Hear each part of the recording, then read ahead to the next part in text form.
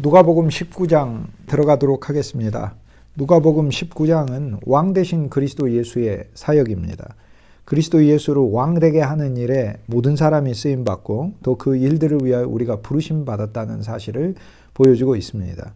새 예루살렘의 비전이고, 새 예루살렘은 새 다윗이 짓는 것 아닙니까? 다윗은 왕이시고요.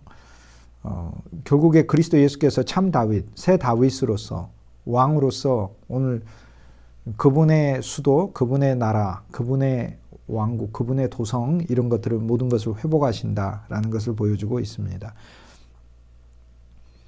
우리는 19장에 오면서 여리고에서 삭개오를 고치시고, 그리고 예루살렘까지 19장 후반부에 보면 입성하게 됩니다.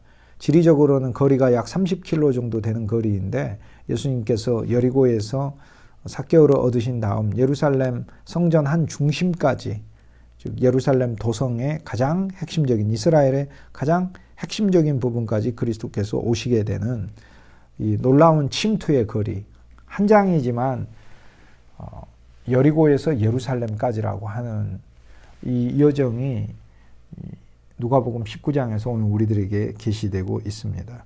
주님은 단번에 이렇게 오셨는데, 오늘 누가복음 19장을 통해서 오늘 우리도 그리스도 예수 안에서 이 단번의 거리를 주님이 이루신 것을 볼 필요가 있습니다. 여리고는 오늘 우리들의 저주받은 도시, 멸망받아 다시는 세우면 안 되는 곳이지요. 그런데 그곳에 그리스도가 오셨다는 건 그 저주가 바뀌었다는 거 아닙니까? 주님은 생명이시니까. 그래서 사망의 저주가 여리고에 풀린 것이지요.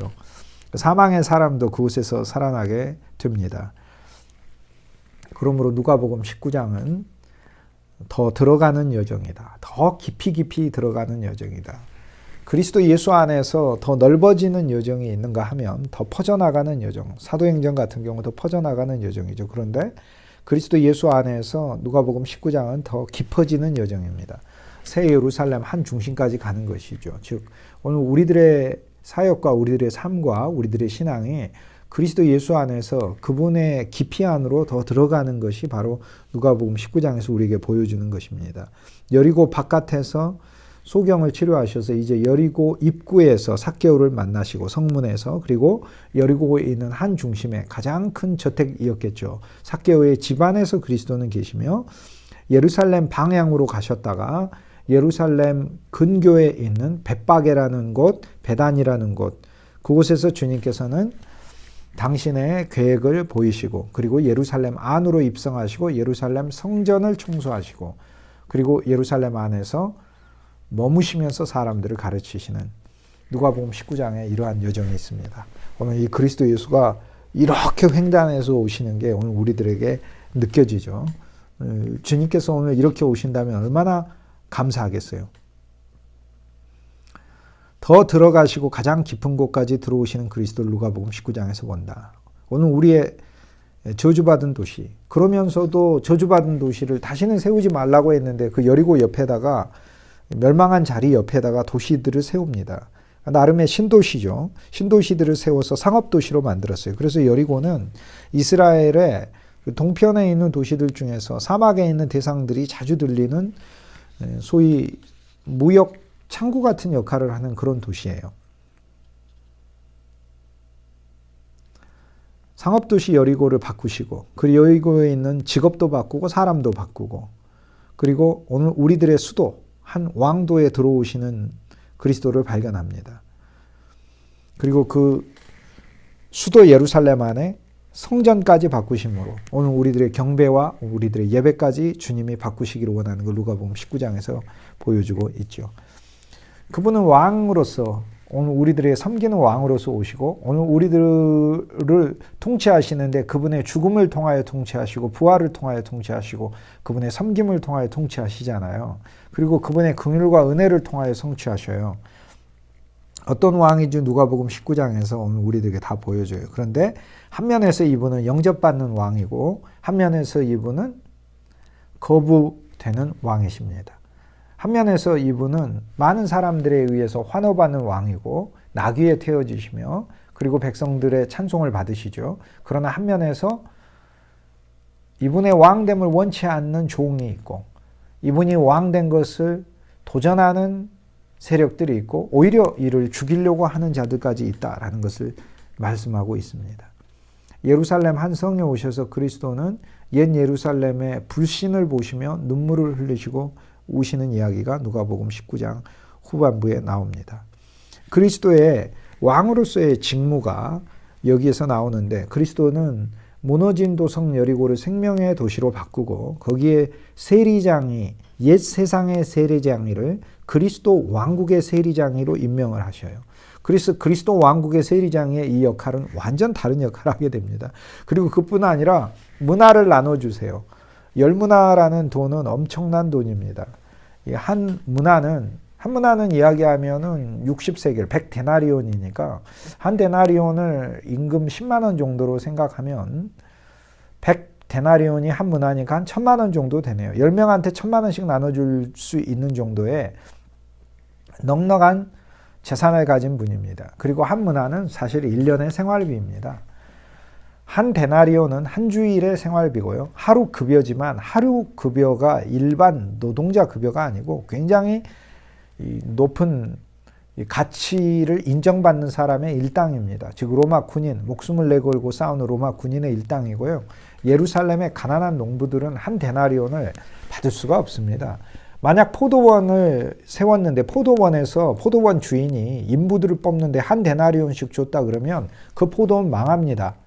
그 포도원 유지가 되지를 않습니다. 인부들한테 한 데나리온씩 주면요 어떠한 이득도 안 남습니다. 그런데 그 그리스도의 포도원이라는 거예요. 그게 그분은 그만큼 풍성하신 분이에요. 본래 재산이 많아요. 그분은 포도를 농사 지으시는 게 포도 이윤을 남기기 위해서 농사 짓는 게 아니고 오히려 일꾼들에게 짭을 주시기 위해서 농사 짓는 분 같으셔요. 힘든 시기에 제가 미국에서 공부할 때 세탁소에서 3년을 일을 했는데 제가 처음에 몇 달간 일하면서 매니저로서 모든 걸 책임지고 일을 했는데 매상이 계산이 되잖아요. 한 주일에 매상을 계산해 봤는데요. 그 세탁소가 월세가 나가고 월세 많이 나가요. 월세가 뭐 한 달에 거의 200만 원 이상씩 나요. 그리고 저한테 주는 주급이 있잖아요. 일당을 이제 한 주로 계산해서 주급을 주니까 2주씩 줘서 격주로 실은 받았습니다. 격주에 주는 저한테 주는 주급이 있고 그 다음에 공장에서 일하는 사람들에게 나가야 되는 비용들이 있잖아요. 그리고 세탁소에서 재료나 필요로 하는 그런 비품이라든지 또 여러 가지 들어가야 될 부대 비용들이 있거든요. 근데 제가 아무리 계산해도 돈이 안 남아요. 이 세탁소가 어떻게 해도 돈이 안 남아요. 어느 날 이제 주인 되신 분에게 물어봤어요. 이 세탁소 제가 이렇게 한 2-3달 일해 보니까 사장님 이득이 하나도 없는데 이 세탁소 이득이 하나도 없는데 그 수고스럽고 고생되시게 이게 왜 하시냐고 그랬더니 저는 그 사장님의 아름다운 사랑의 말씀을 평생 잊을 수가 없어요. 사장님이 뭐라고 말씀하셨냐면 저보고 이제 저를 그때 미스터 김이라고 불렀는데 미스터 김 짭 때문에 미스터 김 일하라고 그래서 하신대요. 그냥 제가 벌어만 가도 괜찮대요. 본인은 하나도 안 벌어도 괜찮대요. 그게 있어도. 그러면 된대요. 1000만 원 이상의 돈이죠. 이러한 돈들을 베풀 수 있을 정도가 되시는 왕권을 가지신 분이시죠. 1년의 생활비입니다. 1년의 생활비는 1년은 사실 성경에서 우리의 라이프 사이클을 가리킵니다. 7절기가 다 있기 때문에요. 그래서 여기에서 문화에 대해서는 이제 그 부분에 가서 제가 더 자세하게 여러분에게 말씀드리겠습니다만 오늘 우리의 인생을 은혜로 베푸시는 그분의 분량을 가리킵니다. 그리스도 예수의 분량. 그게 바로 한 문화인 것이죠. 누가복음 19장은 비밀들이 많습니다. 저는 오늘 누가복음 19장에서 그리스도의 비밀을 계속 이야기할 겁니다. 삭개오라는 그 이름에도 비밀이 있고요. 삭개오가 뽕나무에 올라갔는데 이 뽕나무는 이제 돌 무화과 나무죠. 무화과의 비밀이 있습니다. 또 문화라는 돈 자체에도 비밀이 있고요. 왕권이라는 것에도 비밀이 있습니다. 또 그뿐만이 아니라 고울에도 비밀이 있습니다. 숨은 뜻이 있습니다. 10고울, 5고울의 비밀의 의미가 있습니다. 그리고 악인이, 악한 종이 문화를 주인에게 받았으나 수건에다 쌓아두어서 다시 반박하는 그 이야기 속에도 악한 자들이 왜 악할 수밖에 없는가에 대한 하나님이 우리에게 보여주시는 비밀의 계시가 있습니다. 예루살렘을 향하여 갈 때 벳바게라는 것에도 비밀이 있습니다. 왜 나귀를 데리고 와야 하는가에도 비밀이 있습니다. 계속해서 누가복음 19장은 비밀의 연속입니다. 이제는 그 그리스도 예수 안에서 우리가 그 비밀을 살펴볼 것입니다. 그리스도 예수는 섬기는 왕으로 오셨죠. 겸손한 왕으로 오셔서 누가복음 19장에 그 왕 위에 오르시는 분이신데 오늘 우리들은 그분을 왕 되게 하는 일에 사용되는 사람들이라는 것이죠. 그래서 누가복음 19장에는 왕의 하는 일들이 나옵니다. 첫째는 왕권을 가지신 왕이신 그분의 참 왕이신 그분의 인사, 사람들의 행정을 다루는 일이 나와요. 가장 중요한 건 세리예요. 관리인 것이죠. 왜요? 사람들로 하여금 세금을 잘 걷어야 국방도 강력하게 할 수 있고 나라도 경영할 수 있고 왕국의 재정도 튼튼하게 할 수 있으니까요. 각종 사업을 할 수 있으니까요. 세리가 가장 중요합니다. 그리스도께서 세리를 얻으신다는 것 자체가 그분의 왕국을 회복하시고 그분의 왕국의 관리를 세우시는 겁니다. 문화비유는 그분의 왕국의 경제를 가리킵니다. 디바인 이코노미, 신성한 경륜이죠. 나귀를 타고 입성하시는 건 왕위에 등극하시는 것이고요. 예루살렘에 들어가셔서 옛 예루살렘을 종결하시는 것을 말씀하셔요. 그것은 새로운 왕도를 세우시겠다는, 왕도를 회복하시고 새로운 왕도를 수립하시겠다는 그분의 계획을 가르쳐주고 있습니다. 성전을 차지하십니다. 그리고 성전을 정화하십니다. 나의 집이라고 말씀하시면서 내 집은 만인의 기도하는 집이다 이렇게 말씀하시면서 자기의 집, 왕궁을 회복하십니다. 예루살렘 성전은 그리스도의 왕궁인 것입니다. 누가복음 19장에서 왕 되신 그리스도 예수께서 하실 일들이 많습니다. 19장의 전반부에 있어서는 삭개오를 얻으시는 그 유명한 이야기가 나오죠. 뽕나무에 올라간, 돌무화과 나무에 올라간 삭개오를 그리스도께서 만나서 당신의 제자 삼으시는 이야기가 나오고요. 그 다음에는 문화비유가 나옵니다. 10문화를 주는 것이 나오고 한 문화씩 10명에게 나눠주는데 한 사람은 이제 크게 문화를 10배로 벌었고 한 사람은 5배로 벌었죠. 그러자 거기에 맞추어서 주님께서 상을 주었고 또 한 문화를 수건에 감춰뒀던 자는 하나님으로부터 큰 징계를 받고 그리고 예루살렘을 향하여 올라가셔서 그 예루살렘에서 벳바게와 베단이라는 곳에서 나귀를 끌고 와서 주님께서 예루살렘 안에 입성하시고 성 안에서 성전을 차지하시고 성전을 정화하시고 성전 안에서 가르치시고 또 성 안에서 많은 백성들과 함께 교제하시고 그리스도의 왕도를 세워나가는 이야기가 누가복음 19장에 나옵니다. 오늘 우리는 이러한 일들에 주님께 부르심을 받았다는 겁니다. 그러니까 새 예루살렘의 비전을 갖는다는 게 다윗과 함께 다윗의 용사로 새 예루살렘을 세우는 일에 있어서 오늘 우리들이 가져야 될 영적인 덕목들이 바로 누가복음 19장이다. 이렇게 말씀할 수 있습니다. 누가복음 19장에 보면은 삭개오가 나오는데 예수께서 여리고로 들어가 지나가시더라 라는 말씀이 있죠. 여리고로 들어가 지나간다 라는 이야기. 들어가시고 지나가신다는 거죠. 들어간다는 이야기는 이제 그분이 거주하시는 거고 지나간다는 이야기는 사실 성경에 있어서 통과한다는 이야기인데 과정에 있다는 것이고 그리고 그리스도께서 처리하신다는 의미가 영적인 의미가 들어 있습니다. 이 그리스도께서 여리고로 들어왔다는 이야기처럼 반가운 얘기가 없습니다. 이 여리고는 저주의 도시가 아니고 생명의 도시가 되는 것이고요. 망하는 도시가 아니라 축복의 도시가 되는 것이죠. 왜요? 저주받은 여리고의 저주를 그리스도가 감당하시기 때문에 그분이 저주받으시면 우리가 축복을 받는 것이죠. 그분이 채찍에 맞음으로 우리가 나음을 얻는 원칙이 있기 때문에 그렇습니다. 삭개오라는 사람이 있다. 19장 2절에 있는데 그는 세리장이요 부자다라고 이야기를 합니다. 삭개오라는 이름의 비밀이 있습니다. 삭개오라는 이름에 대해서 그 이름의 뜻은요. 이 자카이라는 이름의 뜻은 순수하다는 뜻이에요. 삭개오라는 이름의 뜻은 히브리인의 이름은 하나님과 다 연관이 되어 있어요. 그러니까 하나님은 순전하시다라는 거고 이것이 내 이름이라는 것은 순전하신 하나님의 내 삶을 통해 표현된다는 것이에요. 그런데 삭개오의 이름은 전혀 이름과 다른 삶을 살았잖아요. 세리장이고 토색했고 그리고 민족을 반역하고 또 배반하고 하는 그런 일들도 했겠죠. 이 사람이. 또 많은 사람들로부터 지탄을 받는 일이었죠. 비판을 받았으니까. 여기에도 삭개오의 집에 그리스도가 들어간 것에 대하여 사람들이 수군대며 죄인의 집에 들어갔다라고 이야기하는 것을 저희들이 볼 수 있으니까요. 어떠한 사람인 줄 알고 그 집에 들어갔느냐라고 19장 3절에 아예 그 다음에 바로 삭개오가 예수님을 보고 싶어서 나오게 되자 예수님이 삭개오를 만나게 되고, 그리고 주님께서 그 집에 들어갔을 때 사람들이 이것을 수군거립니다. 수군거려서 죄인의 집에 저가 들어갔다, 이렇게 얘기를 하는 것이죠. 그리스도께서 하시는 일에 대하여. 그러므로 삭개오가 존경받는 사람이 아니었다는 사실을 저희들은 잘 알고 있습니다.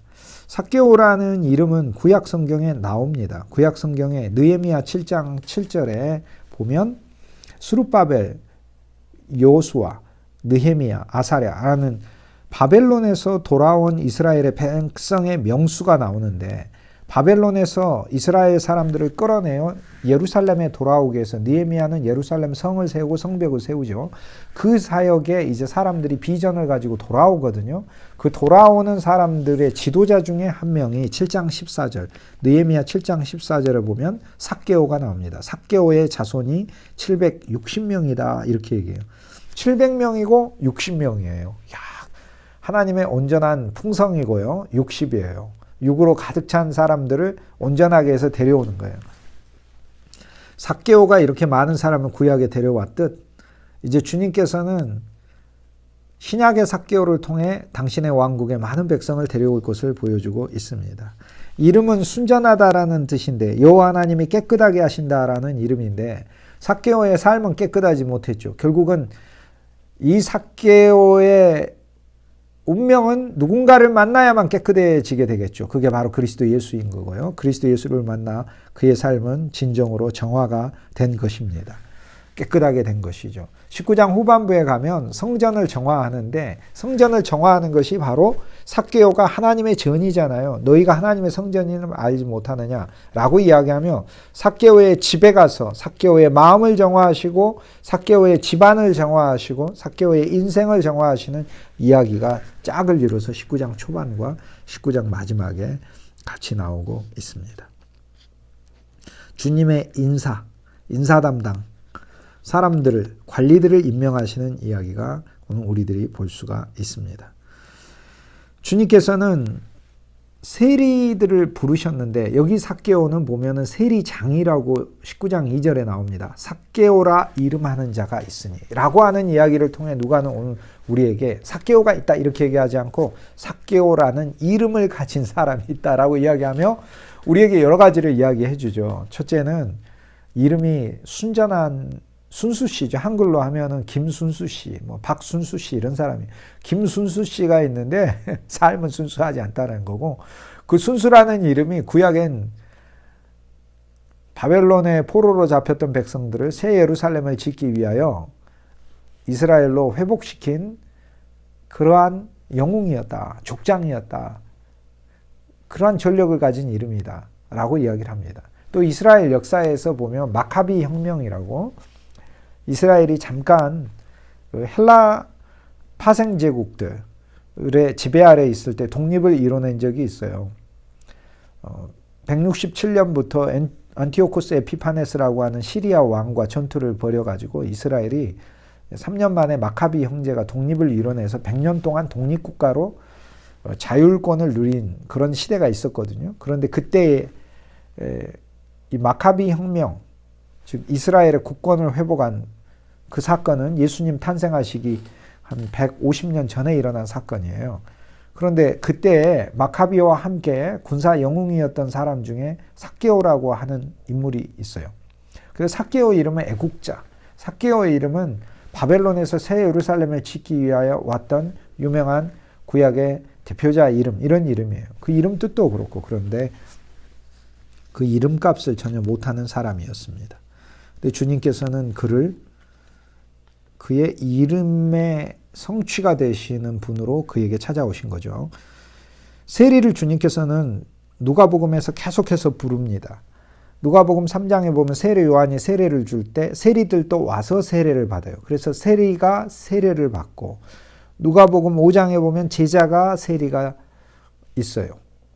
예수님의 제자가 된 세리가 누구죠? 마태죠. 그래서 세리 중에도 제자가 됩니다. 그 다음에 기도하는 세리를 우리는 누가복음 18장에서 보지 않습니까? 그런데 누가복음 19장에 가면 이제 세리가 아니라 세리장을 보게 됩니다. 그래서 세례받으러 온 세리, 세례받는 세리, 그 다음 제자된 세리, 그 다음 기도하는 세리, 그리고 주님을 보고 싶어하는 세리, 근데 세리장에, 이렇게 해서 점점 그리스도 예수와 함께하는 세리의 정도가, 깊이가 많아지는 것이죠. 그런데 왜 세리인가? 세리는 세상의 이득과 세상의 세금을 걷는 자인데, 그런데 그리스도께서는 그리스도 왕국의 세금을 걷는 자로 사용하시는 거죠. 그럼 그리스도 왕국에서도 그러면 아주 박하게 세금을 걷느냐? 가차없이 세금을 걷습니다. 모든 사람들은 하나님의 성전과 왕국을 향하여 세금을 내야 됩니다. 반세계를 내야 되고, 그뿐만이 아니라 전쟁이 났을 때도 세금을 내야 되고, 내야 되는 세금의 분량들이 많아요. 그런데 주님의 왕국은요, 주님이 주시고 주님이 걷습니다. 그러니까 주신 이도 하나님이시오, 취하시는 이도 하나님이시오. 그거를 정말로 이룹니다. 그러므로 그리스도께서는 세리장애를 거꾸로 들이시고 당신의 세리장으로 세우시면서 왕국을 회복하시는 가운데 세리와 군병을 얻어 당신의 관리들을 세우고 있음을 보여주고 있습니다. 19장 2절에 보면은 삭개오라 이름하는 자가 있으니 세리장이요 부자라 해서 그는 세상에 그의 권세와 재물을 얻은 자임을 보여주고 있고요. 19장 3절은 그의 영적인 상태를 가르쳐주고 있는데, 그가 키가 작고 사람이 많아서 예수를 볼 수 없다라는 걸 얘기해요. 예수를 보고 싶어요. 예수가 어떠한 사람인가 보고 싶다라는 것은 지식을 의미를 합니다. 어쨌든 지식으로라도 그리스도를 알고자 하는 것은 가상한 일입니다.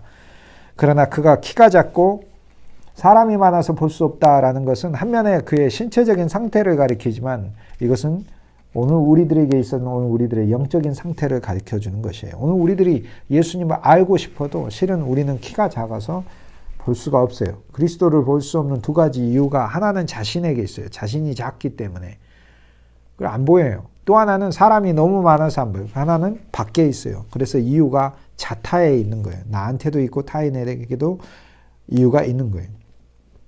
군중이 너무 많아 그리스도 예수를 볼 수가 없어요. 우리가 군중 가운데 그리스도를 만나려고 하는데, 나 스스로 개인적으로 만나는 인격의 그리스도가 우리에게 필요한 것이죠. 19장 4절에 앞으로 달려가서 보기 위하여 돌 무화과 나무 위에 올라갔다. 뽕나무, 옛날 개혁성경은 그렇게 나와 있고, 새로운 번역된 성경에 돌 무화과 나무에 올라갔다 라고 되어 있습니다. 이는 예수께서 그리로 지나가시게 되밀어라 라는 거예요. 사람들이 있으니까 이제 삭개오가 그리스도 예수를 더 볼 수 있게 하시기는, 우리로 하여금 더 볼 수 있게 하시기 위하여 주님께서 우리가 어떻게 태도를 취해야 되는지 말씀하고 계시는데, 앞으로 달려갔다. 도성 앞에 우리는 갔고 거기에서 보기 위하여 돌 무화과 나무 위에 올라갔다는 것입니다. 거기 누군가 돌 무화과 나무를 심어놨네요. 얼마나 감사해요. 그런데 거기에 올라가서 그리스도를 볼 수 있게 됐네요. 여러분, 우리가 그리스도를 보고자 하는데요, 주님은 우리 인생길에 돌 무화과 나무를 심어놨어요. 도성 바깥에 있는 돌 무화과 나무이기 때문에 이 무화과 나무가 바로 비밀인 것이죠. 왜 무화과 나무에 올라가는가? 그리고 그 무화과 나무는 거기 왜 있는가? 이 무화과 나무를 통해서 그리스도를 더 보지 않습니까? 이 돌 무화과 나무로 오신 분이 누구겠어요? 그리스도 예수신 거예요. 실은 그리스도 예수는 우리 인생의 도처에 돌 무화과 나무로 계셨어요. 19장 4절에 어쨌든 삭개오는 가장 앞으로 갔습니다. 예수님을 가장 먼저 만나기 위해서 간 것이나 사실 다름이 없습니다. 그러나 그가 그리스도를 보고 싶었던 것은 지식의 수준에 머물렀던 것이죠. 어떠한 사람인가? 어떠한 사람인가? 그는 어떠한 사람인가? 우리는 그리스도가 어떠한 사람인가 보는 것이 아니라 내게 어떠한 사람인가? 그리스도가 가진 게 내게 어떤 것인가를 볼 필요가 있는 것이죠. 돌 무화과 나무에 올라가는데 돌 무화과 나무의 비밀을 한번 보도록 할 거예요. 성경에 무화과 나무가 많이 나옵니다. 창세기 3장에 무화과 나무의 잎을 사람이 최초의 옷으로 삼았죠. 무화과 나무는 잎은 사실상 오늘 우리들에게 거친 피부를 상하게 하는 그런 수액을 통해 가서 거칠게 하고 아프게 하는 그러한 증상을 주어요. 무화과 나무 잎은 옷의 재료로 적당하지 않습니다. 결코 맞지 않습니다. 무화과 나무의 열매가 맛있고 좋은 것이죠. 성경에 무화과 나무가 많이 나오고 무화과는 이스라엘의 국과잖아요. 이스라엘의 국가적 나무는 무화과입니다. 그런데 무화과는 어떤 나무냐면 아무나 다 먹을 수 있는 나무예요. 무화과는요. 누가복음에 보면은 누가복음 비유에 주님께서 우리에게 가르쳐 주신 포도원에다 무화과 나무를 심었다고 하는데 그 사람은 참 어리석은 사람이에요. 포도원에 무화과를 심어버리면 무화과가 건물 3층 높이 크기만큼 그렇게 커져버리거든요. 그러니까 단가가 나오지도 않고 그 땅을 썩히는 거예요. 그래서 무화과 나무는 일반적으로 이런 여리고와 같은 곳에 도성 바깥에 개인의 땅이 아닌 아무나 통행하고 출입할 수 있는 곳에 심어놓고 가난한 사람들도 수시로 올라가서 그 열매를 먹을 수 있습니다. 그게 무화과 나무예요. 쉽게 얘기해서 무화과 나무는 아무나 다 먹을 수 있는 나무 열매인 것입니다. 예수님이 시장하셔서 길가를 가시다 무화과 나무가 있으니까 배고프셔서 열매를 얻으러 가셨잖아요. 그런데 잎사귀는 무성하고 열매는 없었잖아요. 이제 그 부분에 대해서도 나중에 제가 말씀드리겠습니다만 그건 이상한 무화과 나무죠. 왜냐하면 무화과 나무는 온 세상에서 가장 특이한 점이 열매하고 잎사귀가 함께 나는 과수거든요. 그러니까 다른 나무는 꽃이라든지 가지라든지 잎사귀라든지 이런 게 먼저 나고 나중에 그것이 시들고 꽃이 시들고 그 자리에 과육이 있는 그 과일이 생겨나게 되는데 열매가 생겨나는데 그런데 무화과는 이 세 개가 같이 자라요. 열매 자체가 꽃이고 그리고 꽃을 둘러싼 잎사귀도 함께 자라는 본성을 가지고 태어난 거. 그런데 기이한 무화과인 거죠. 하나님이 우리 안에 심어둔 생명의 무화과 생명의 본성을 거스르는 나무인 것이죠.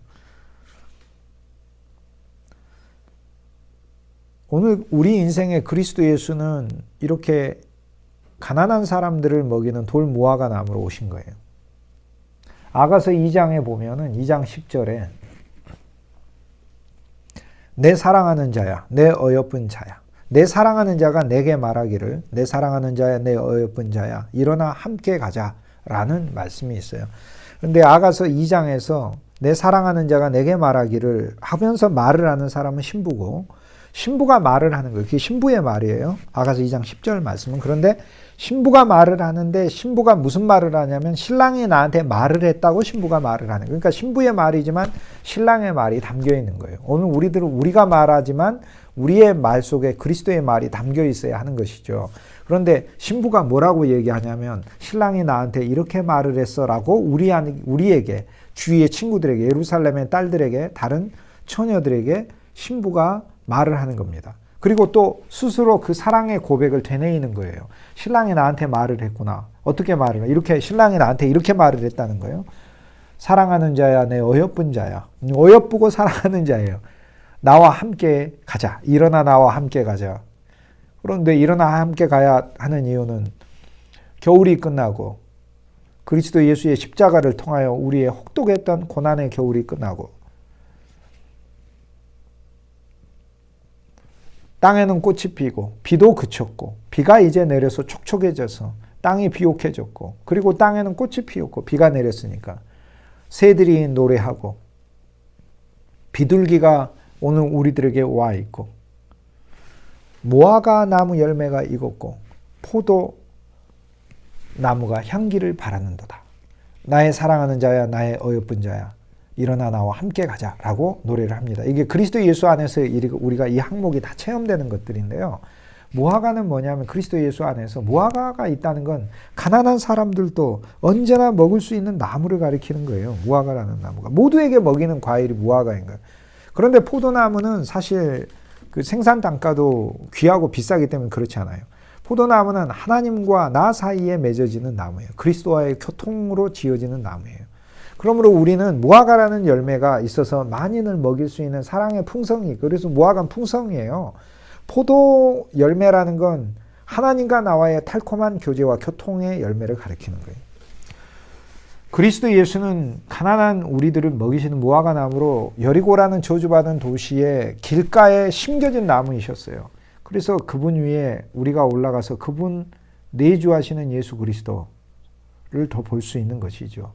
돌 무화과 나무로 오신 그리스도는 성육신 예수 그리스도를 가리켜요. 그리고 그분에 의해서 이제 연합되어 그분에 의해 쓰임받는 자들을 가리켜요. 예수님은 우리 인생에 돌 무화과 나무처럼 어떻게 보면 보잘것없고 큰 지식도 없고 크게 가진 것도 없고 연약하고 부족한 사람들을 하나님은 사용하셔서요. 그들이 바로 나를 그들의 가지 위에 올려서 우리를 그리스도를 보게 했습니다. 얼마나 감사한지 몰라요. 우리가 주일학교 학생이었을 때 주님께서는 많은 돌 무화과들을 심으셔서 그들의 가지 위에 우리가 올라가서 그리스도를 볼 수 있게 했어요. 얼마나 감사한지 몰라요. 우리는 그런 사역으로 쓰임받고 있어요. 돌 무화과 나무가 맨 앞에 있을 때 삭개오가 이를 존중했겠어요? 하나도 존중 안 했겠죠? 부자였는데 거기 올라갈 일이나 있었겠습니까? 그러나 그가 거기 올라갔다는 것 자체가 한 면에 있어서의 겸손입니다. 그리스도 예수가 오늘 우리들을 돌 무화과 나무처럼 써요. 보잘것없이 서 있지만 그러나 우리는 만인을 먹이는 나무로 하나님 우리를 두신 거예요. 이것은 바로 주님 자신이 오늘 우리들의 여리고에 돌 무화과 나무처럼 우리 마을 입구에 오신 분임을 가르쳐주고 계시고 그리스도가 공동 소유이고 무화과 나무는 공동의 소유입니다. 가난한 자의 음식이 되신 것을 이야기합니다. 그래서 무화과 나무는요. 여기 나오는 이 무화과 나무의 헬라어 단어가 무슨 단어냐면 수꼬모레아예요. 수꼬모레아. 수꼬모레아라는 단어가 수꼬가 무화과고 모레라는 단어는 어리석다라는 말입니다. 어리석다. 그러니까 어리석은 나무라는 거예요. 그러니까 나무가 이제 일반적으로 보면은 어떤 다른 과실처럼 아주 탐스럽게 생기고 그러지는 않고 좀 어리석게 생긴 거다. 또 한 면에 있어서는 이 돌 무화과 나무는 아주 잘 관리된 달콤한 이 과즙과 맛을 내는 무화과 나무하고 달라서 어리석은 무화과 나무다라는 그런 이름으로 수꼬모레아라고 부릅니다. 그리고 여기에 돌 무화과 나무에 올라갔다는 단어 자체가 수꼬모레아라니까요. 수꼬모레아.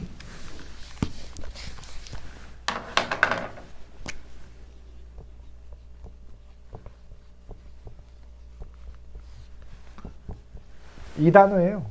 헬라어 원문에 쓰여진 단어가. 근데 이 수꼬는 시카모, 영어로 시카모가 무화과죠. 헬라어에서 온 단어예요. 시카, 무화과인데 모레아, 어리석다라는 말이 들어있는 거예요. foolish, 어리석은 나무다라는 거죠. 왜? 그 열매가 보잘것없어서. 그래도 가난한 사람은 그게 음식인 거죠. 아모스 같은 선지자는 그 나무 위에 올라가서 그 열매에다가 이게 바늘로 이렇게 찔러줘서 이 상처를 주면 그 열매가 달콤해져요. 그러한 일들을 했어요. 아모스는. 그래서 쓸모없는 열매를 달콤하게 만드는 일을 아모스 선지자가 했다. 우리가 길가에 심어진 나무입니다. 또 우리가 길가에 심어진 나무이기 때문에 그리스도께서 사용하셔요. 어거스틴은 이 어리석은 나무 수꼬모레아는 바로 그리스도의 십자가를 가리킨다. 십자가에 매달리신 그리스도 예수다라고 이야기를 해요. 왜냐하면 십자가가 이방인의 눈이나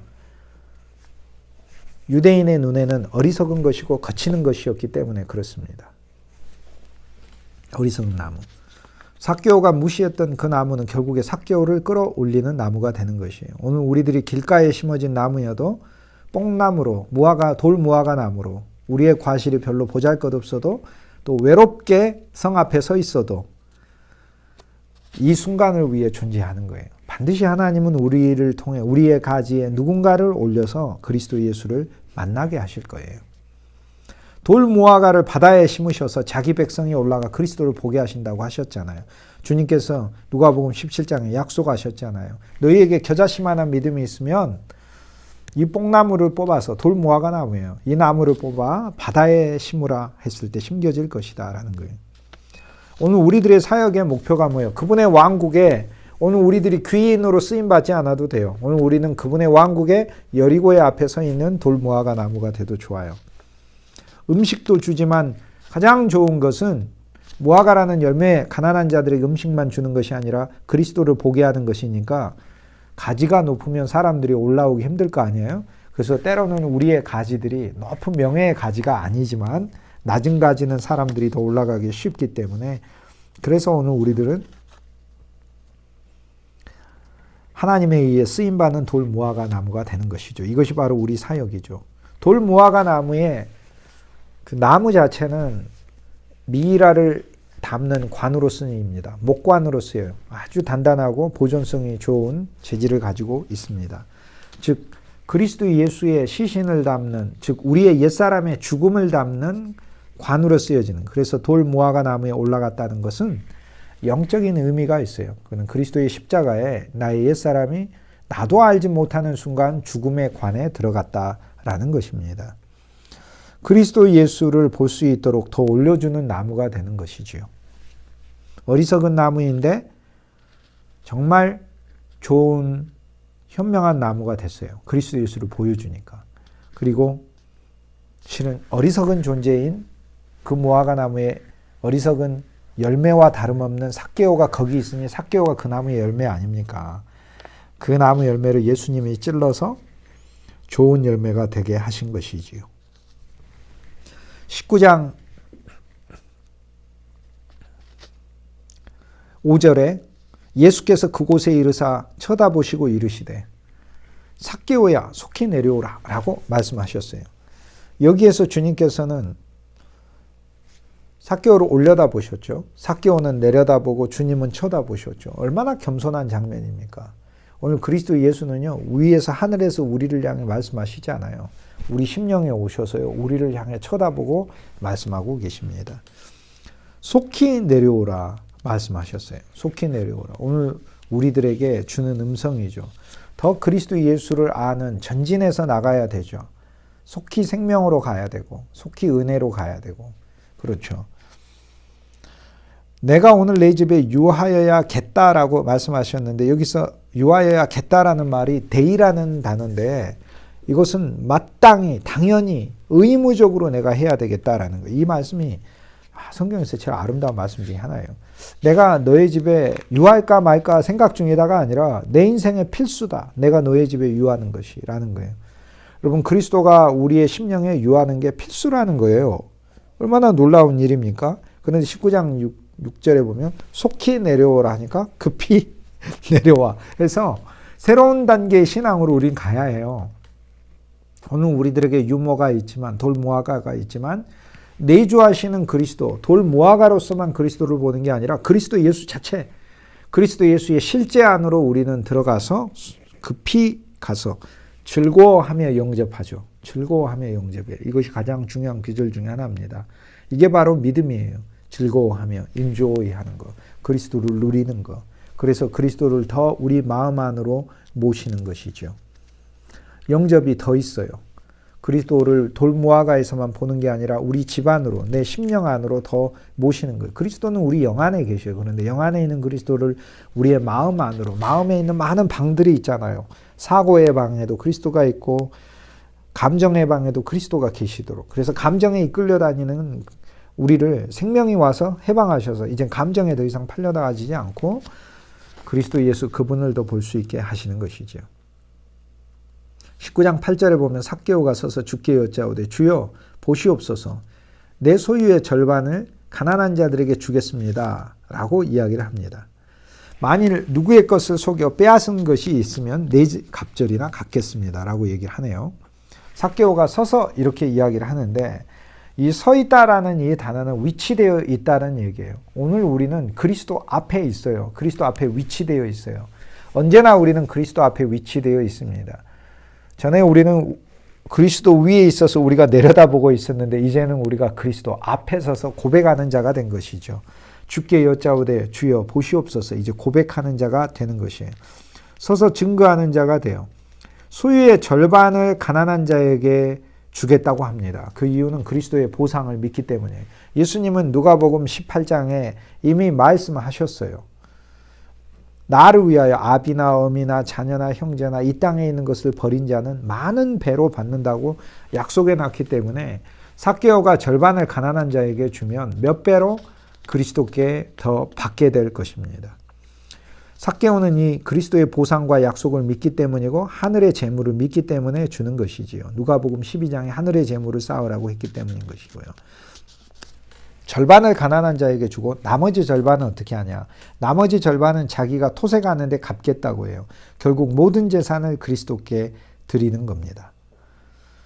앞장에서는 즉 누가복음 18장의 부자 관리는 고민하고 떠나는데 여기 누가복음 19장의 부자 관리는 기뻐하고 즐거워하고 그리스도께 와요. 우리는 누가복음 19장에 있음을 인하여 하나님을 찬송합니다. 누가복음 18장에 고민하고 떠나는 바로 그 우리 모습만 있으면은 얼마나 우리가 한심하고 얼마나 절망스럽습니까? 우리도 왜 그 모습을 늘 보지 않습니까? 우린 누가복음 18장을 오히려 더 많이 보잖아요. 너의 가진 것을 다 팔아 가난한 자에게 주고 너는 나를 쫓으라 했을 때 십자가에다 올려놓는 것이거든요. 그러지를 못하고 오늘 우리들은 우리 스스로 우리의 관념과 우리의 계획 안에서 살려고 하잖아요.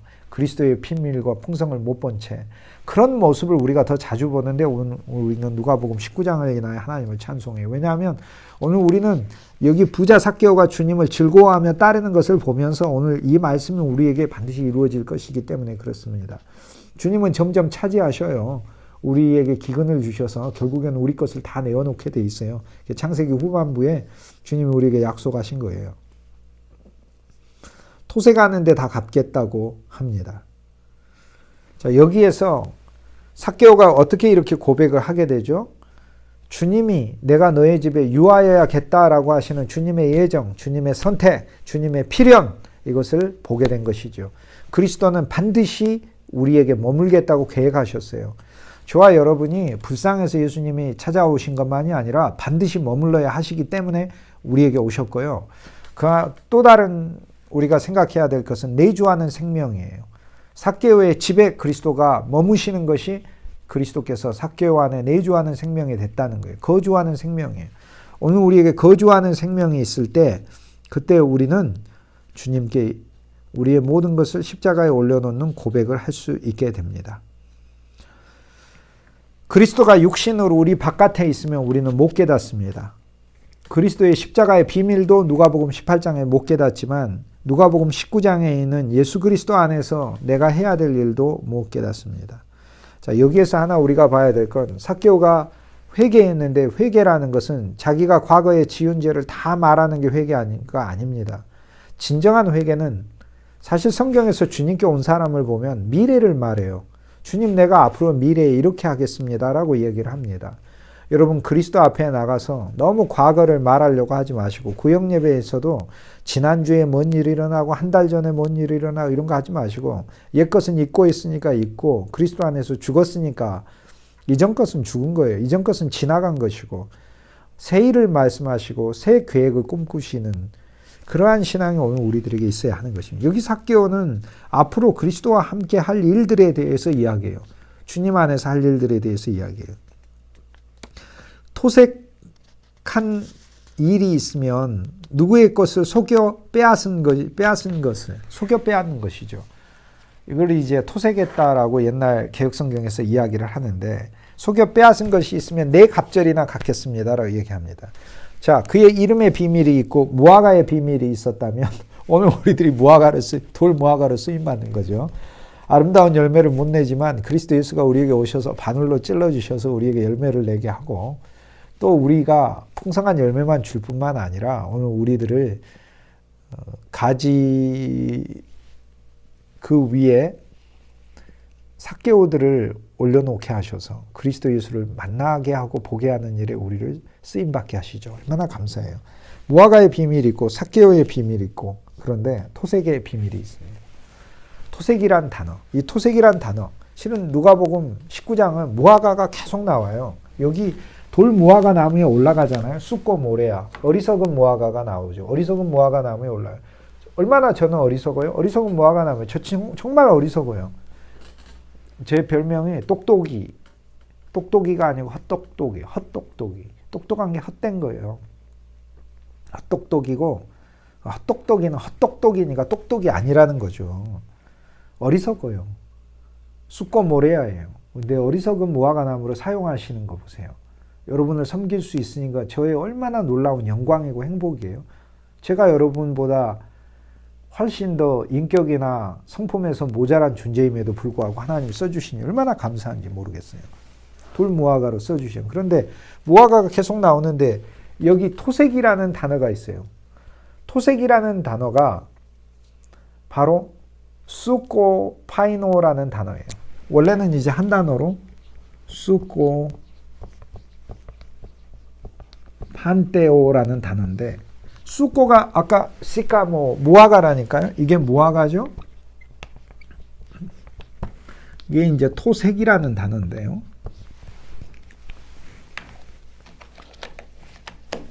이 단어는 수코, 이 무화과라는 단어와 판테오, 이것은 고발하다라는 단어예요. 고발하다. 수코판테오라는 단어는 고발자라는 말이에요.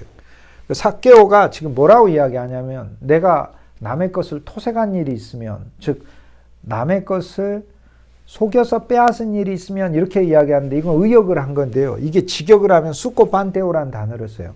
즉 무화과를 고발한 일이 있으면 이라고 얘기를 해요. 그 무슨 말일까요, 이게? 원래 무화과라는 이제 과일은 옛날 우리나라에 문익점 선생께서 모카씨를 들여오고, 모카씨가 각국에 있어서 특수작물이고 비밀작물이었던 것처럼, 고대 세계에 있어서 어떤 무화과의 품종은요, 그 품종이 아주 좋기 때문에 다른 곳으로 그 씨나 열매가 반출되지 못하도록 관리를 뒀어요. 그래서 세관 업무, 세리의 업무 중에 무화과 고발이 있어요. 그러니까 이 무화과 고발이라는 말은 무화과가 대표 작물이고 그 도시에서 다른 곳으로 반출돼서는 안 되는 작물 또는 물목들이 있다니까요. 그것들을 발견해서 이거 갖고 나가면 안 됩니다라고 당국의 그 위반자를 고발하는 것이에요. 고대 그리스에 있어서는 아주 품종이 귀한 무화과는, 특히 그리스의 도시 국가들에 있어서는 다른 지역으로 그 씨앗이 가면 안 되기 때문에 무화과 고발자가 있었고, 이 무화과 고발자는 일반적으로 상대가 잘못을 했을 때 그것을 이용하여 협박하면서 금품을 뜯어내거나 당국에 고발하는 사람을 가리켜요.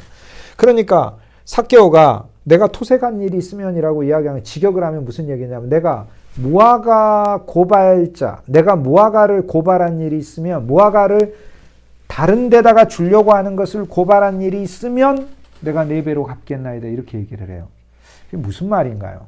삭개오의 이전 일은, 무화과라는 것은 다른 사람에게 주어져야 되는 거죠, 원래는.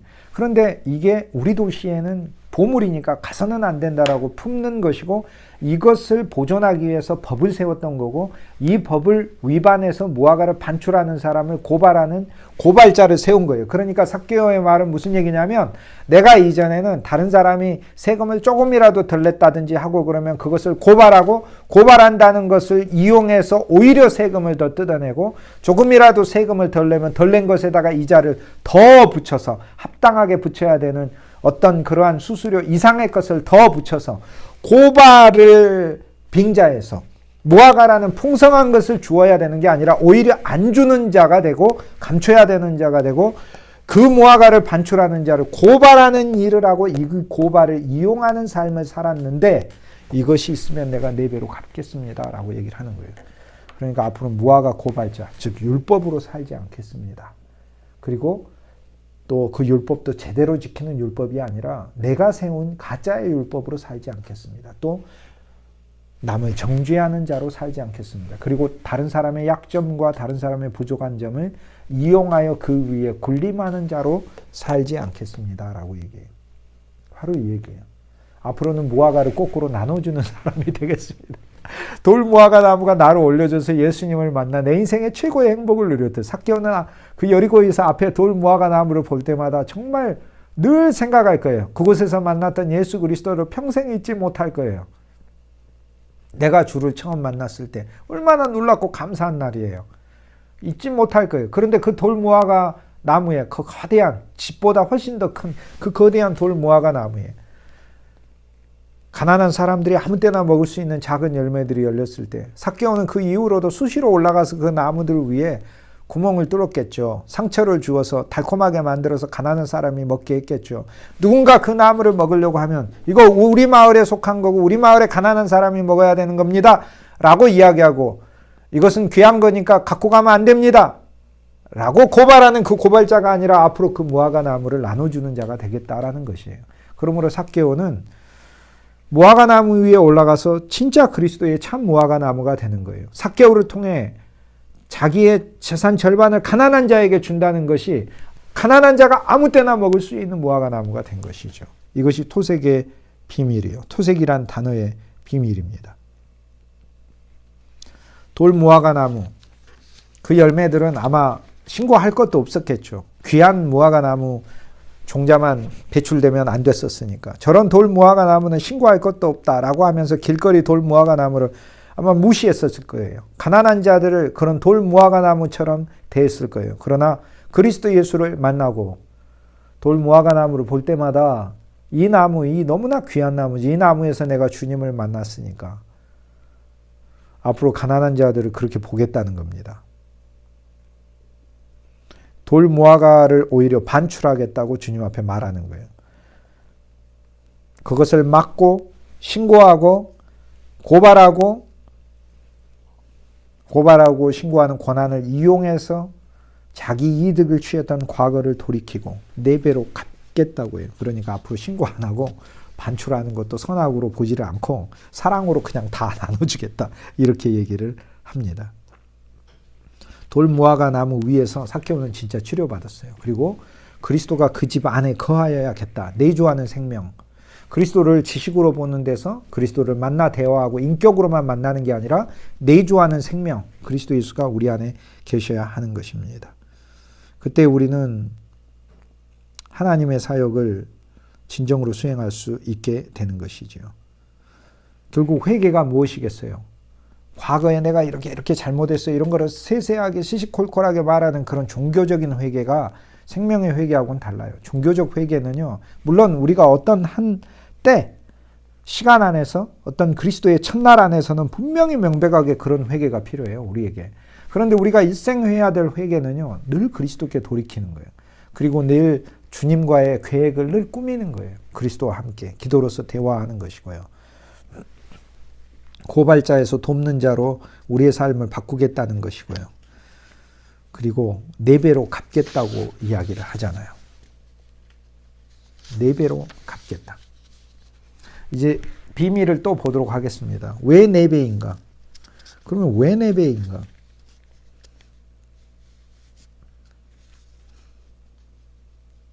사실 4배로 갚으면 안 됩니다. 율법으로 하자면요.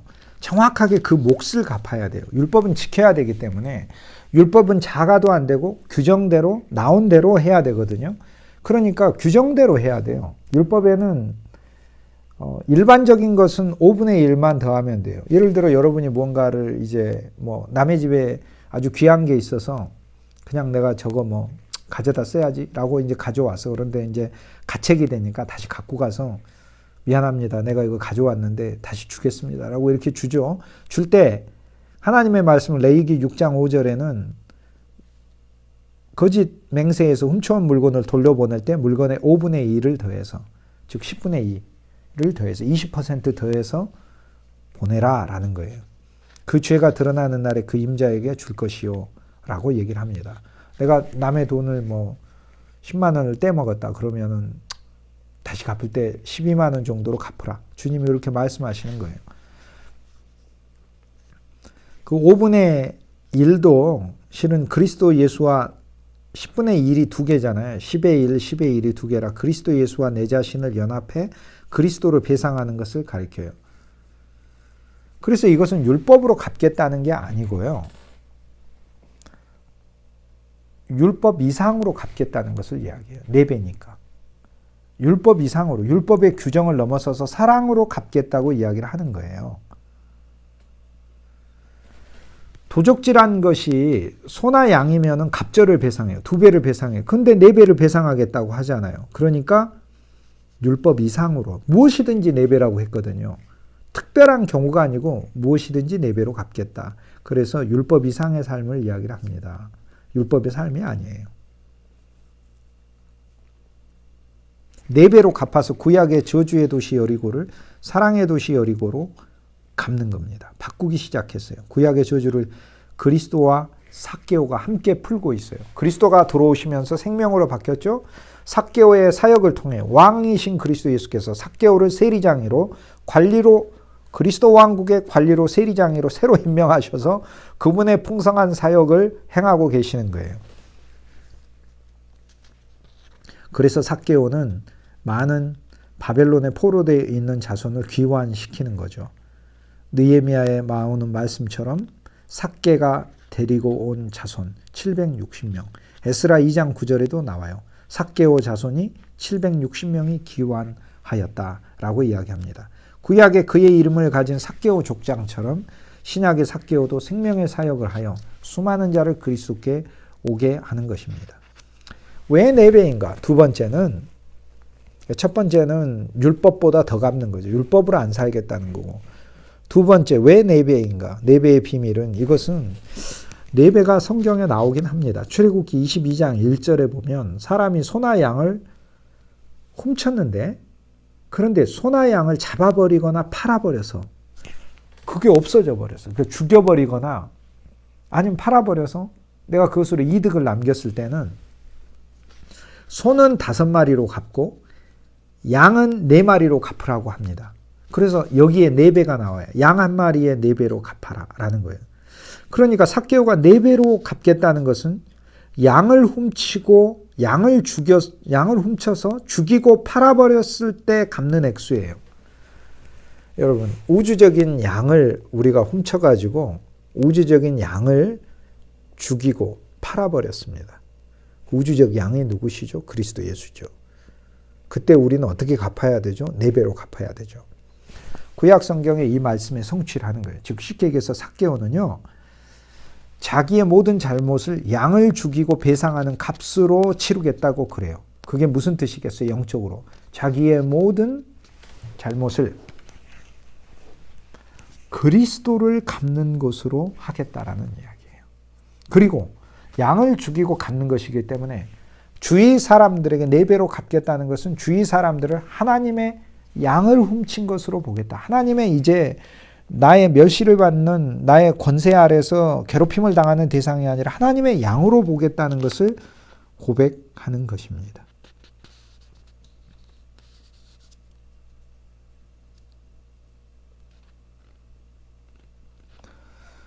네 배로 갚겠다고 하는데요.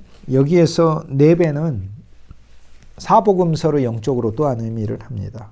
즉 사복음서 안에는 예수 그리스도의 분량으로 그리스도의 사랑의 풍성으로 갚겠다라는 것입니다. 이것이 바로 4배의 비밀인 것입니다. 사람들이 예수 그리스도가 삭개오 집에 들어갔을 때 비난을 했지요. 오늘 주 예수 그리스도께서 율법으로 그리스도 예수를 바라보는 우리의 눈을 교정하기를 원하십니다. 여러분, 우리가 진짜 죄인인데요. 주님은 너무 기뻐하셔요. 우리가 죄인인 걸.